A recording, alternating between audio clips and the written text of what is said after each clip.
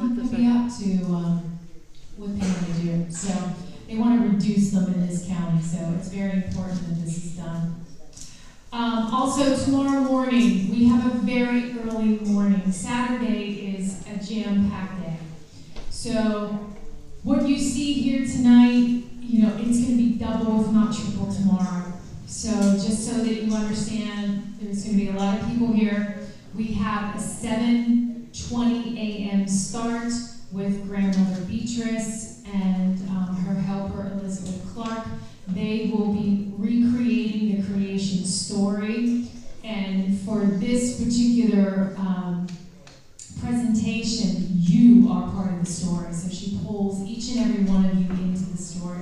It's really a fun, interactive morning. It's something you don't want to miss. It's definitely something that you want to make sure that you get up for. Okay? So that will be at 7:20 in the a.m. and then 10 o'clock we'll have another opening ceremony. We open up the day. Chief Brayton will at 10 a.m. Okay? So jam-packed day.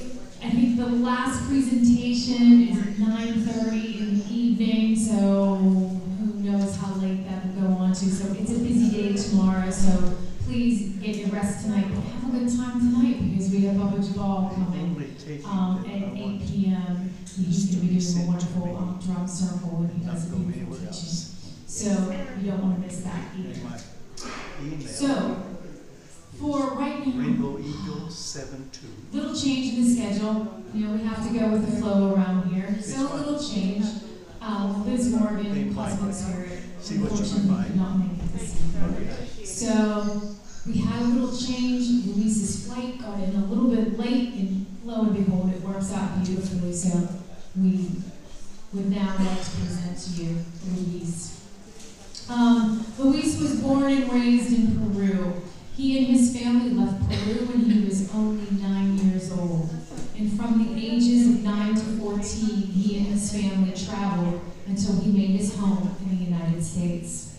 He now resides in San Jose, California. He still travels all over the world, wherever spirit leads him, to share in community and ceremony. He is a man dedicated to uphold his roots of Peru with music, dance, songs, and ceremony. He is a lover of people, culture, and sacred practices. Please help me in welcoming Luis.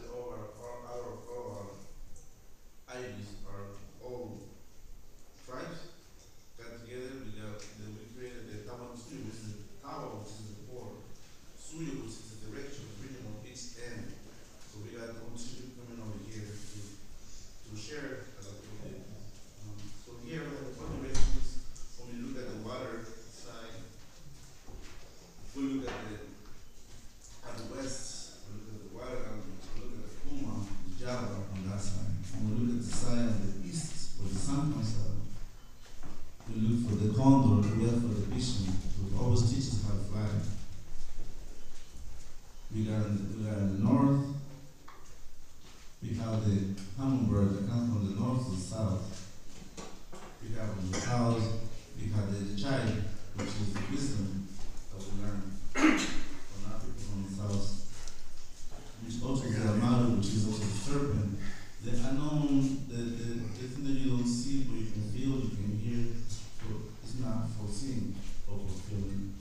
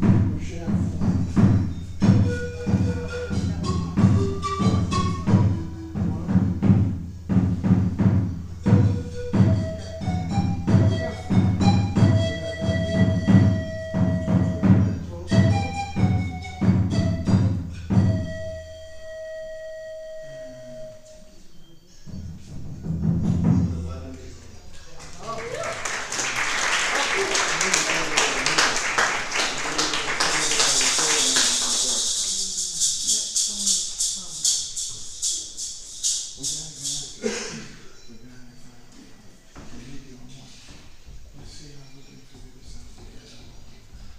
my mother says, hey, one day I was here in the north on my birthday. So we were doing a fellows.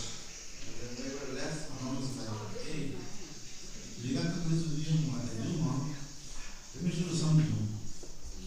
Throw this in the fire. And I threw in the fire when nobody was around. And this made so much amazing things in the fire. I looked at it and was like, ah. And she told me, do you know how to use the fire? Do you know how to use the fire with the coca leaves? No, Mom, you never teach me that. I was like, what's the number in you? You don't know that. You teach me. A little by little. But as much, when life goes up and down, it will eventually step. So you're fine, just keep going.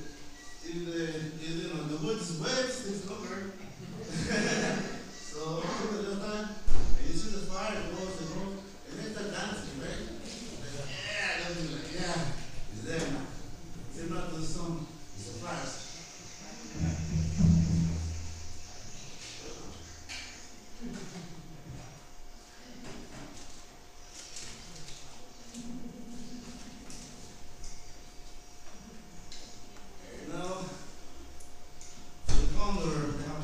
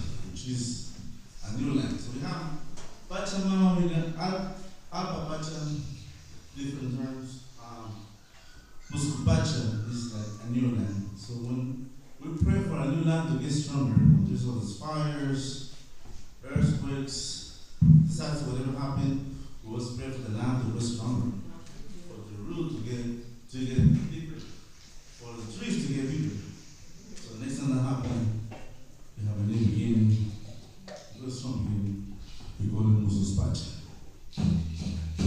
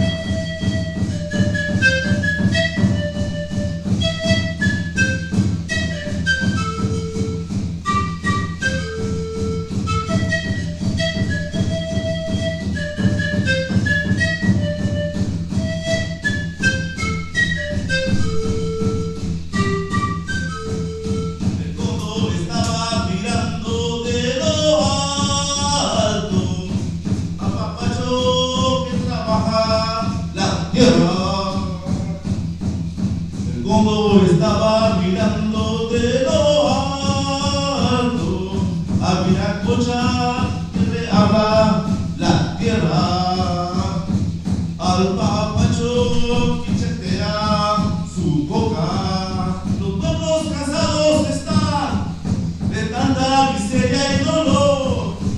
Musu pacha, musus pacha, Pachamama.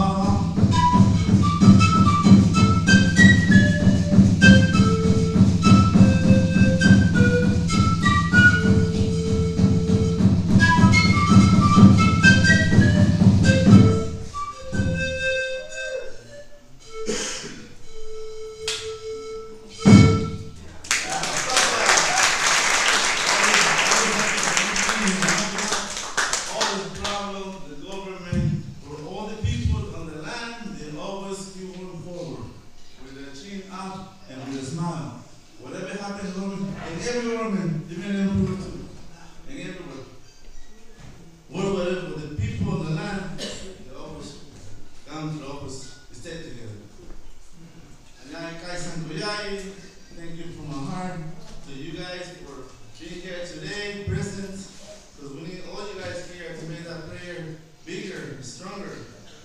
And every time when you come here for these 2 days, then you guys are home, share with your family, with your neighbors, your co-workers, your cousins. You know, it's good to spread the word, you know, put in it. You know, you're going to get recharged. And also, when we get on the fire, when the fire is on, the dishes of the fire, was a prayer, you know, for other people. We don't want to let us. So we're here to balance, to heal ourselves, to keep going every day for a new beginning.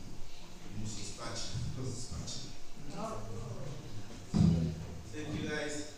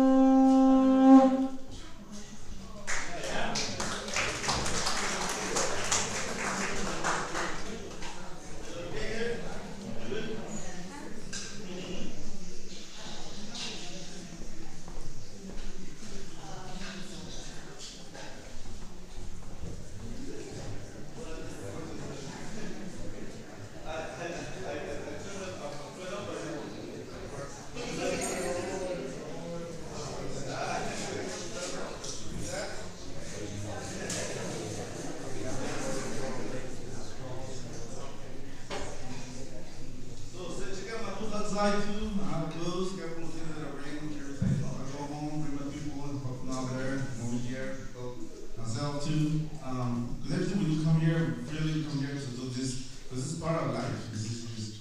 We're just givers, this is what we do. Of course here, just because of a little time, to come here is in this space, in this Capcha. And I like to share my culture as well, so everything is there for my people, so come together.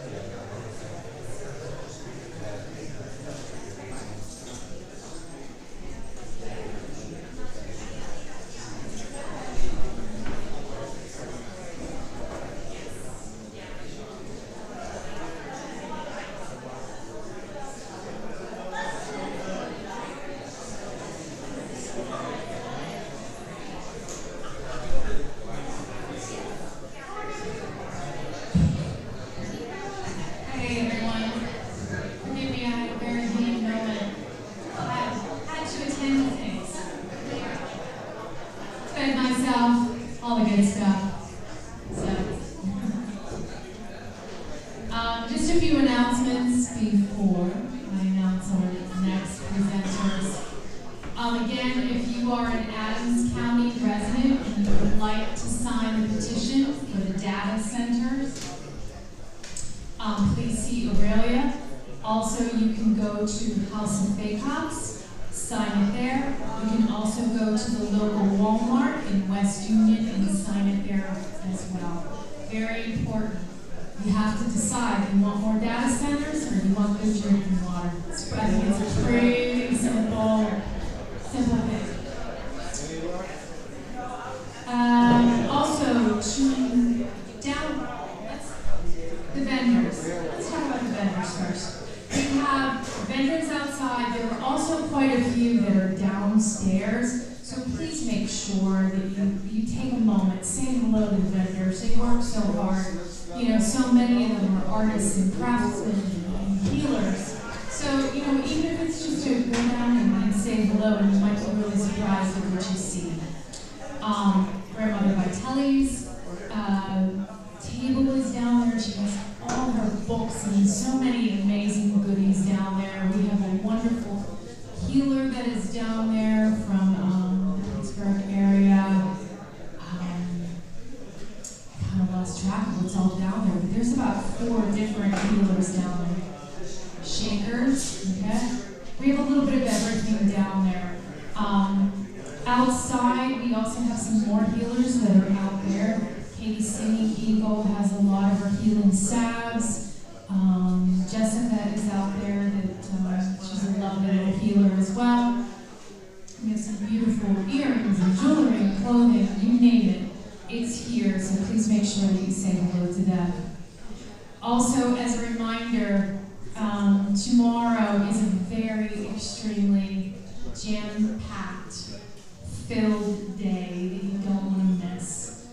Our Fridays, the crowd that you see here, expect double to triple tomorrow, and it'll keep increasing throughout the day, okay? So it's going to be a very busy day. We start at 7:20 in the morning, and the last presentation is, I believe, at 9:30 in the evening. So it's a very long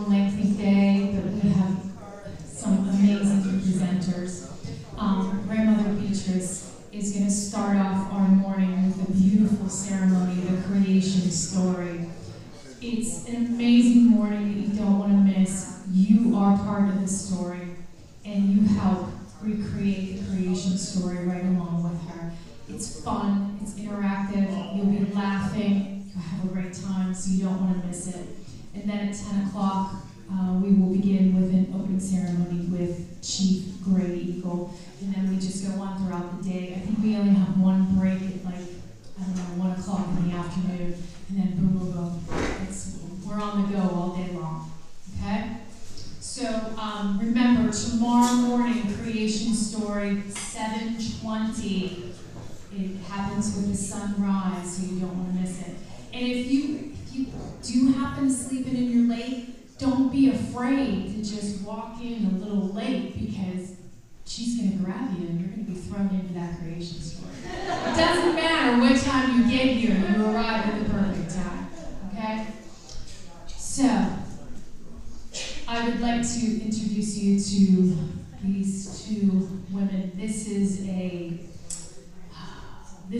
union that in Lisa's and my mind has been unfolding since we met Leslie. Her spiritual name is Thunder Woman, one who helps many. She is the granddaughter of Wallace Black Elk, the sister to Carrie Black Elk, the daughter of Jennifer Black Elk, all of whom are descendants of the iconic spiritual elder, Nicholas Black Elk, the author of Black Elk Speaks. She is a dedicated and passionate woman who has devoted her life to advocating for justice, cultural awareness, and spiritual well-being. Born and raised in Lakota traditional ways, quickly becoming a youth leader.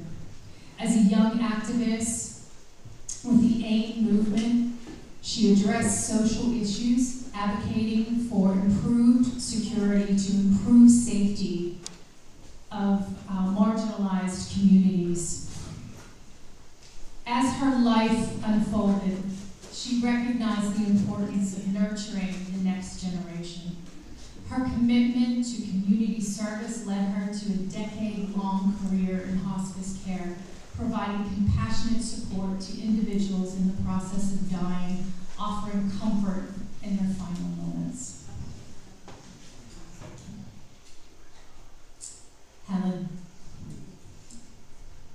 Helen Stickney.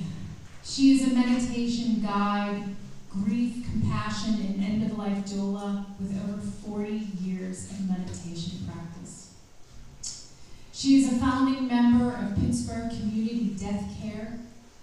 She works as a hospice administration and green burial. Helen holds a PhD in theoretical. She can be found in the woods, taking in all the beauty that is. Please help me in welcoming Leslie Black Elk and Helen.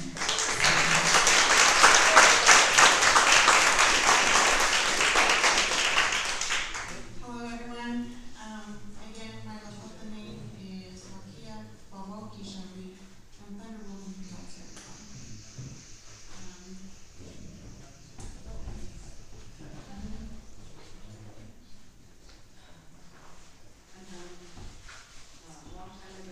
Long time ago, I was given the name Skydance.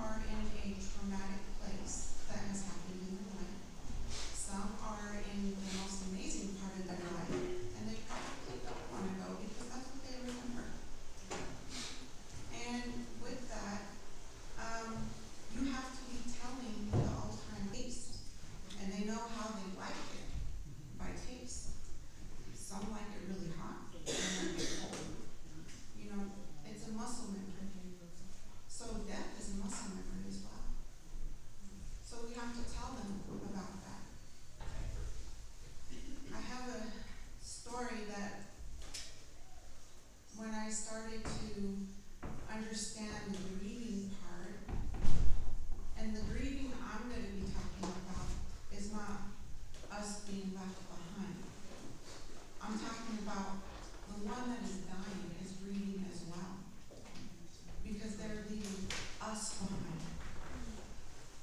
And some of them don't know where they're going. They don't know what. I'll mess it up. So she got this disease, and I seen how it messed with her brain. And I was spending time with her, bathing her, doing the basic intimate care with her, and she broke down and cried. And I was like, what's going on? And she goes, I'm okay that I'm dying, and the disease that I have, there's no cure for me in human. But it's my son. I worry about my son. And I said, okay, well, tell me a little bit about it. And she goes, well, he's young. He's 23, and boy, I would have liked to see him find a girlfriend. Maybe have some grandkids, but his love life, I don't know. He goes for things that, like culture-wise, can't have. And she was telling me, he liked this Mormon girl. He's not Mormon.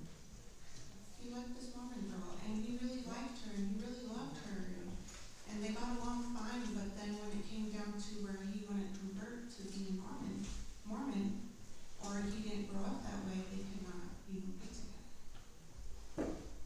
And then Jehovah's Witness, he fell in love with the Jehovah's Witness. After that, same thing, and his heart was broken. And because she was leaving him, and that was her only child, she felt like she was abandoning him.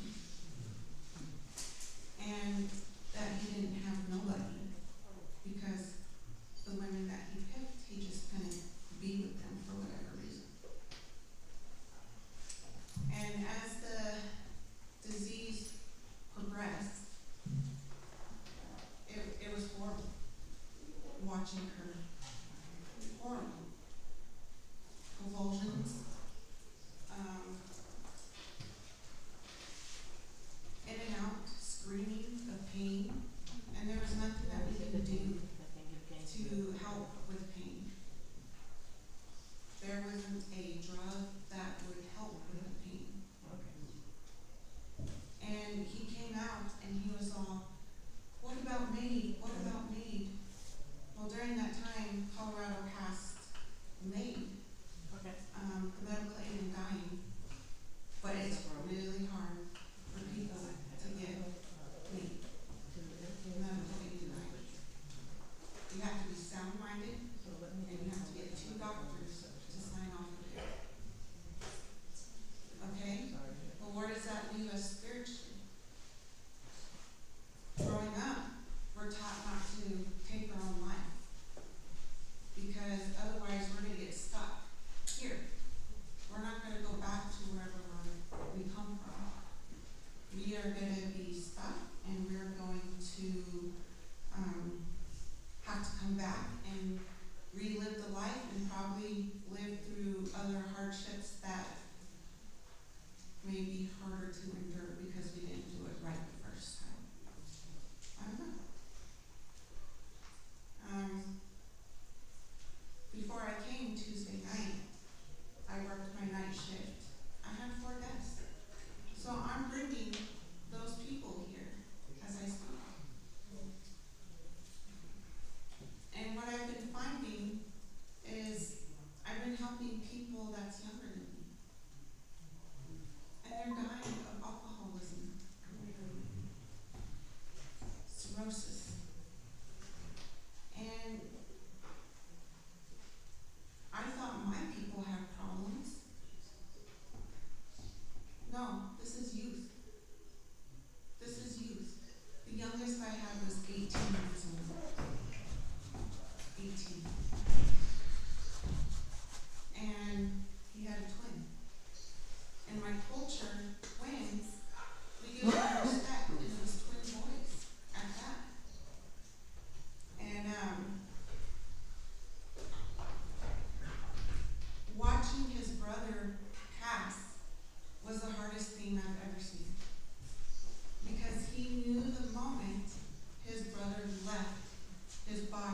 and that connection was gone. I've never seen a young man cry that made me cry. And and she had the effing, I have feathers in my hair, so I'm trying not to cuss.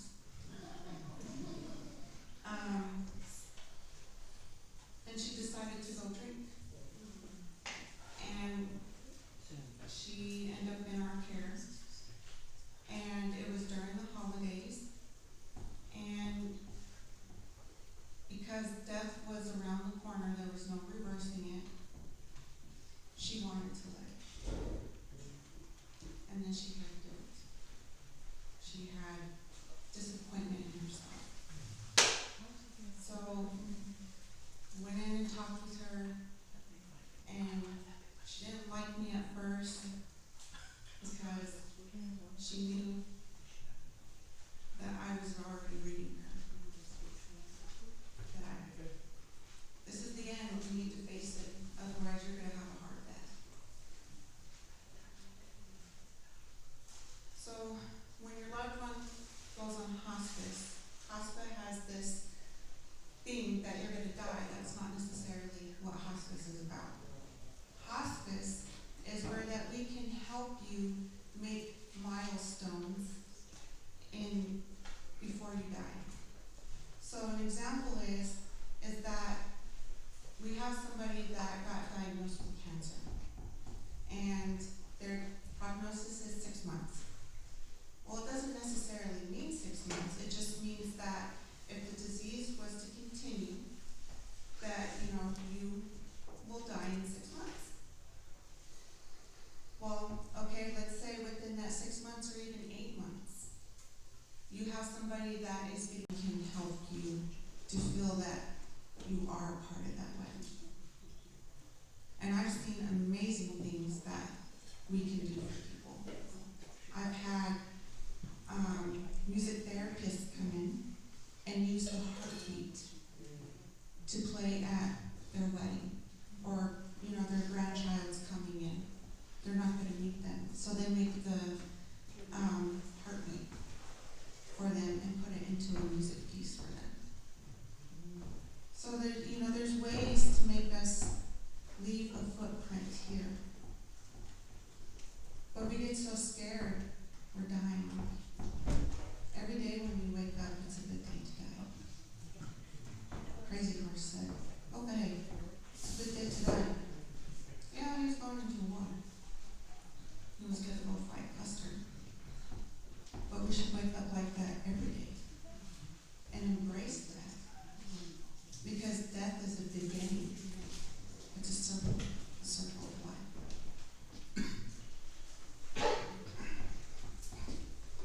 My other story that I have is that I had these doctors come in. The real Indian. The red dot. I'm not trying to be racist. The red dot Indians. The other side, where Columbus thought we were. They came in and they were like, "We want my dad sedated. We just want him comfortable and sedated." Okay, we can do that. We can do that. And as we were getting him comfortable and getting him sedated, because when terminal agitation sets in, it's really hard for family because you're trying to make them act right and normal, but that's how they act. Right and normal. Terminal agitation looks different for many people. So he had terminal agitation, and them being doctors, they knew this. But then when the physical, as being a child, came in and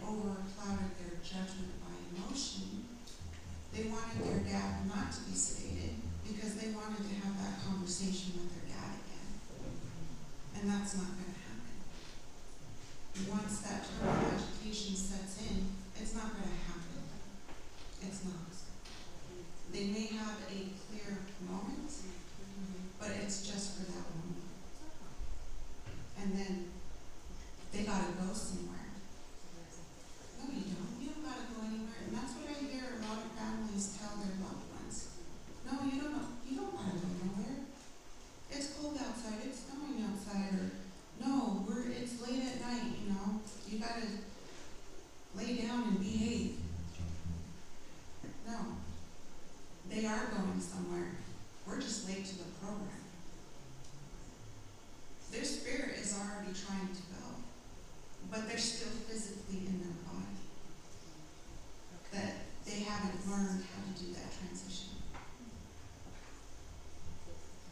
So he was terminally agitated, and I've only been to one fire ceremony for Hinduism, and I'm not professional at it, so any of you guys that are listening, if I say it wrong, I mean it in good intentions.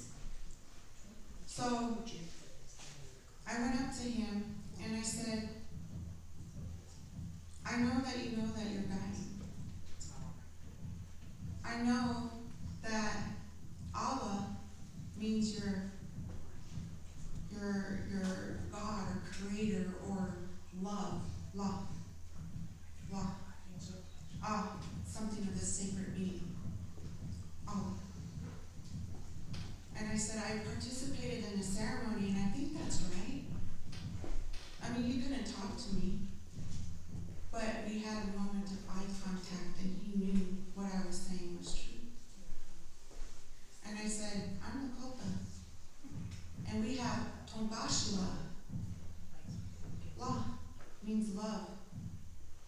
La. Tombashila is something that is old and sacred that loves us. Tombashila.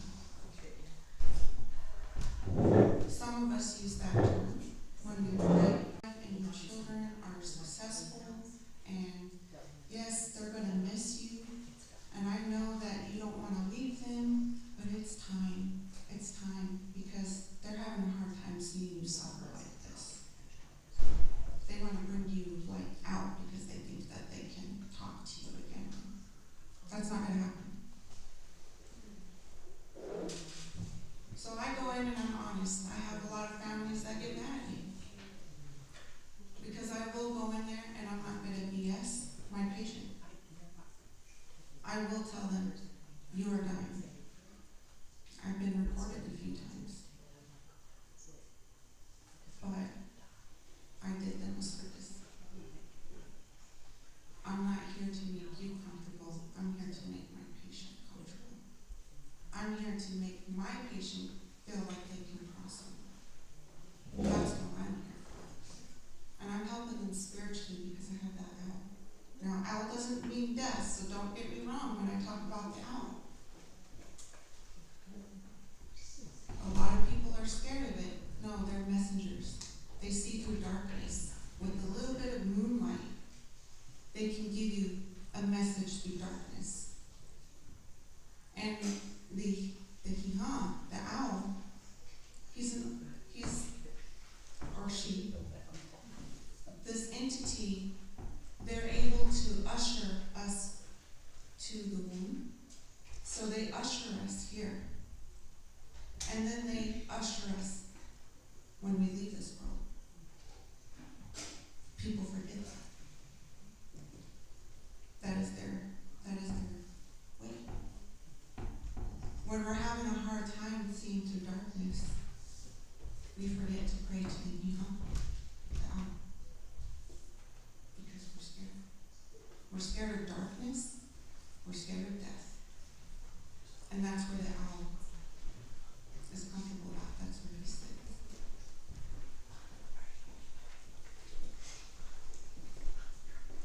I had a death where I was with a patient and I was working with a new hospice nurse. She had ICU training.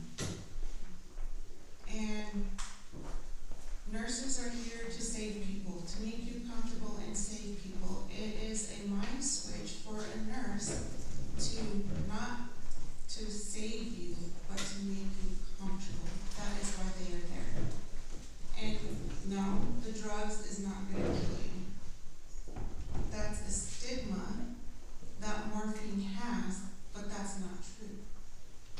If you can control someone's pain as they are dying, what you are doing is making them comfortable as they have their last moments here.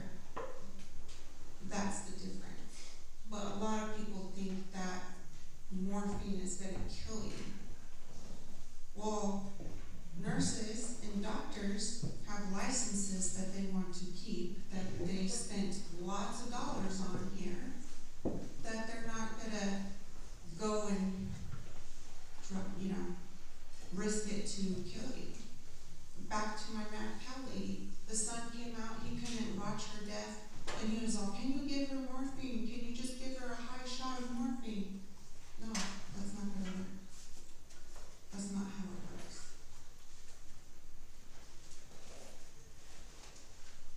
I have 94-year-old women that come in and they don't want drugs, they just want Tylenol. And they are hurting. And I've asked them, how come you just want Tylenol and not morphine or, something that will help the edge? I'm gonna get addicted. Okay. The worst that can happen is you're gonna get constipated before you get addicted. But no, you don't have enough time to get addicted.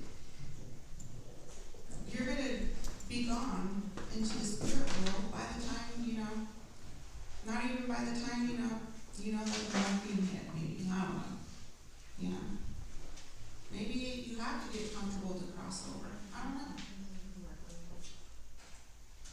So, back to my nurse here, I go in circles, sorry, I do try to come back around.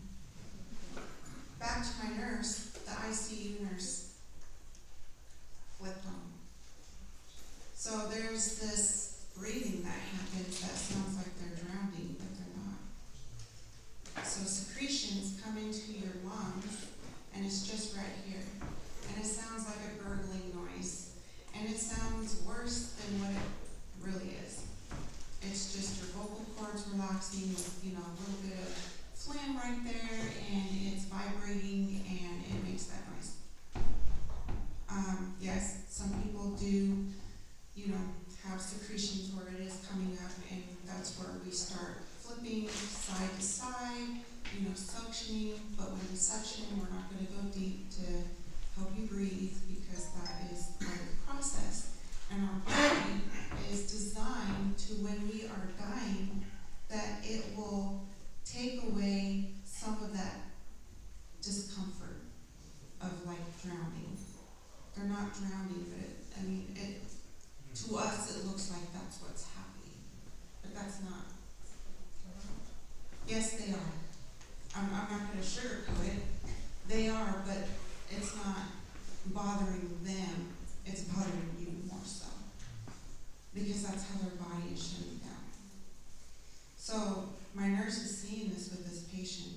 My nurse is seeing this. And she comes in with the suction. I set it up for her. And my nurse goes in there and she's doing deep suction. No, she's dying. She's making the journey. She is dying. There's no reason to be suctioning. You're just a CNA. I'm the nurse here. Okay, I'll back off. I am a spiritual leader. I am a spiritual person, and I know she is crossing over. And so I had to stand back and watch her deep suction her.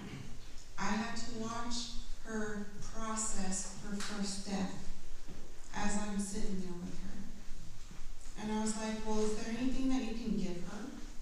Like, glyco? Or, to dry up the secretions? Is there anything that you can, morphine or, to help with the breathing? And I was like coaching her, okay, let's tap into your nursing to see if you can, manage symptoms. And when she left to go get the glyco and morphine because she was due, that's when I went to my patient and I said, okay, you got about 5 minutes.